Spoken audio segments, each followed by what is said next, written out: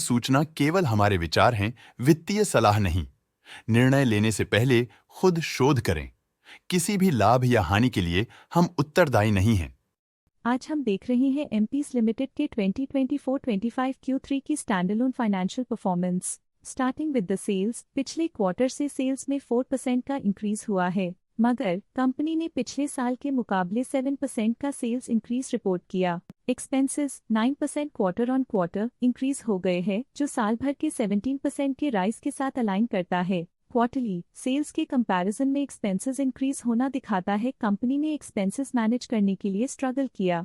Company ने पूरी साल के दौरान चैलेंजेस का सामना किया। ऑपरेटिंग प्रॉफिट, जो पिछले साल के कंपैरिजन में -6% डाउन हुआ है, quarter on quarter around -3.5% decrease हुआ है। Operating profit margin OPM annual basis पे -5% से डिक्रीज हुआ है और पिछले क्वार्टर के कंपैरिजन में -3% से डिक्रीज हुआ है। एक्सेप्शनल आइटम्स को ऐड करके अदर इनकम पिछले क्वार्टर के कंपैरिजन में 50.5% बढ़ गई, बावजूद इसकी ईयरली डिक्लाइन -26% हुई है। इंटरेस्ट एक्सपेंसेस पिछले क्वार्टर से -20% डाउन हुआ, लेकिन ईयर ओवर ईयर डिक्रीज -11% हुआ है। डिप्रिशिएशन कॉस्ट में 5% का क्लाइम देखने को मिला और ईयरली बेसिस पे 17% का इंक्रीज देखा गया। Profit before tax annually -11% decrease हुआ, लेकिन प्रीसीडिंग क्वार्टर से 2% बढ़ा है। इस साल कंपनी ने 23% टैक्स पे किया और क्वार्टरली कंपनी ने 23% टैक्स पे किया है। नेट प्रॉफिट ने ईयर ऑन ईयर -11% का डिक्लाइन दिखाया, लेकिन लास्ट क्वार्टर से 6% का इंक्रीज हुआ है। इस क्वार्टर में कंपनी का परफॉर्मेंस ठीक रहा, ऑपरेशनल एफिशिएंसी में कुछ सुधार हुआ है। वहीं अगर एनुअल एनालिसिस की बात करें तो साल के दौरान कंपनी का परफॉर्मेंस अच्छा नहीं रहा। नेगेटिव नेट प्रॉफिट का मतलब है कि कंपनी प्रॉफिट के कंपैरिजन में नुकसान उठा रही है। अर्निंग्स पर शेयर EPS में ईयरली -11% का डिक्रीज देखा गया, लेकिन क्वार्टरली में 6% की बढ़ोतरी भी नजर आई। इस क्वार्टर में कंपनी का EPS ठीक रहा, ऑपरेशनल एफिशिएंसी में कुछ सुधार हुआ। एमपीज लिमिटेड के फाइनेंशियल स्नैपशॉट को रिव्यू करते हुए कुछ मुख्य ट्रेंड्स सामने आए हैं जो कंपनी की परफॉर्मेंस पे रोशनी डालते हैं। दिसंबर 2021 से दिसंबर 2024 तक एमपीज लिमिटेड की फाइनेंशियल जर्नी में सबसे पहले बात करते हैं सेल्स की। इस साल सेल्स में 6% की वृद्धि हुई है और पिछले 4 सालों में 13.5% की वृद्धि हुई है, जो एक निरंतर अपवर्ड ट्रेंड को दर्शाता है। 2 साल पहले के टेम्पररी डिप के बाद सेल्स में वृद्धि ने फिर से रफ्तार पकड़ी है, जो बाजार की साइक्लिकल नेचर को उभारती है। अब बात करते हैं एक्सपेंसेस की। इस साल एक्सपेंसेस 11.5% बढ़े हैं और 4 सालों में 3% का इजाफा हुआ है। इस साल हालांकि एक्सपेंसेस सेल्स से थोड़ा ज्यादा बढ़े हैं, मगर ग्रोथ रेट्स का करीब होना स्टेडी ऑपरेशनल कॉस्ट को दर्शाता है। इस साल ऑपरेटिंग प्रॉफिट -1.5% कम हुआ, लेकिन पिछले 4 सालों में 34.5% का इजाफा हुआ है। इस साल ऑपरेटिंग प्रॉफिट में कमी आई है, लेकिन पिछले 2 साल की वृद्धि रेजिलियंस को दर्शाता है, जो एक अस्थायी मार्केट को संकेत करता है।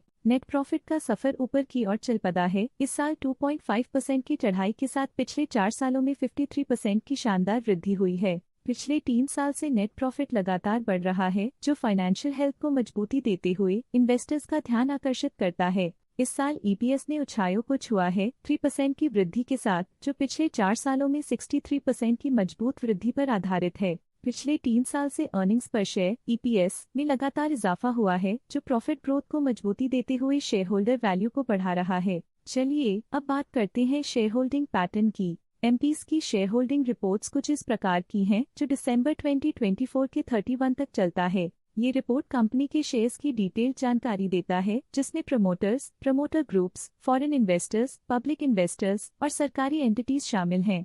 पब्लिक द्वारा हेल्ड शेयर्स का परसेंटेज 27.78% से इंक्रीज होकर 2024 के दिसंबर में 28.36% तक का इंक्रीज से देखा गया। ये चेंजेस स्टेट है कि पब्लिक की इन्वेस्टमेंट कंपनी में क्वार्टर टू क्वार्टर इंक्रीज हुई है। जब कंपनी के शेयर्स का अधिकतम हिस्सा प्रमोटर्स, FII, DII या गवर्नमेंट के पास होता है, तब ये माना जाता है कि कंपनी मजबूत हाथों में है, जो स्थिरता और मजबूत समर्थन को दर्शाता है और इस मार्केट की स्थिरता बनी रहती है। DII, डोमेस्टिक इंस्टीट्यूशनल इन्वेस्टर्स, ने अपना शेयर होल्डिंग सितंबर 2024 में 0.34% से दिसंबर 2024 में 0.44% तक इंक्रीज किया।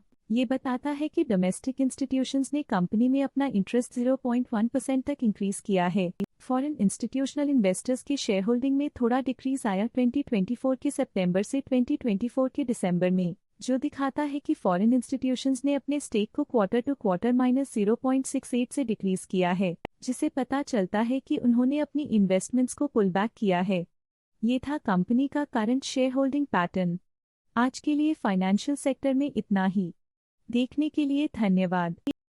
स्टॉक लेटेस्ट न्यूज अपडेट के लिए चैनल को सब्सक्राइब करें और वीडियो को लाइक एंड शेयर करें।